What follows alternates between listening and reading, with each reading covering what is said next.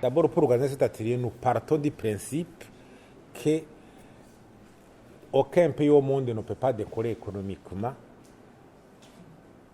s'il a un niveau de corruption élevé. Si la corruption a pignon sur rue dans un pays, la lutte contre la pauvreté devient impensable et inimaginable. Nous sommes partis du fait que le gouvernement a organisé une retraite pour mettre sur pied une stratégie nationale de lutte contre la corruption. Comme c'était notre plaidoyer pour que le gouvernement puisse montrer la trajectoire qu'il va suivre pour lutter contre ce fléau, nous avons participé dans le processus. Nous avons voulu aussi associer l'action citoyenne, vous les médias et les autres partenaires de la société civile pour que notre participation soit effective, notre rôle de vigilance citoyenne soit renforcé.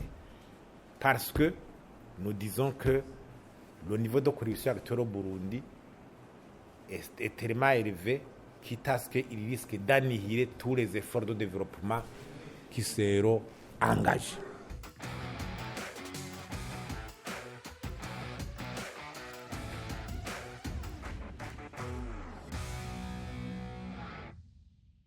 La vision 2040-2060, si on ne renforce pas la bonne gouvernance et contre la corruption, ça va se transformer en un simple slogan. Ça sera comme de l'épée dans l'eau. Parce que tout ce que nous allons faire pour décoller économiquement en dépend. Si nous voulons des moyens pour le développement, ça dépend de la stratégie. Pour mobiliser des moyens à l'intérieur, pour bien gérer ces moyens, pour les affecter rationnellement, pour mobiliser les investissements directs étrangers, pour mobiliser les appuis des bailleurs de fonds, pour nommer l'homme qu'il faut à la place qu'il faut, pour avoir des ressources humaines compétentes, devant justement engager le pays sur la voie de la réforme, tout cela dépend de cette stratégie.